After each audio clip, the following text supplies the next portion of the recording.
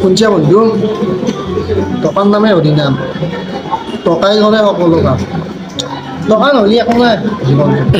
হে বন্ধু, এই দুনিয়াত পইচা হিচাপ নহয়। তোৰ টকা আছে কাৰণেহে তই ক'ব পাৰিছে, টকাই যে চব নহয়, টকা নাখিলি গম পালি হ'ল। আমার পইচা আছে কাৰণে মই বুজি পাওঁ যে পইচাই চব নহয়। ঠিক আছে মানি ল'লোঁ, টকাই চব নহয়, কিন্তু বন্ধু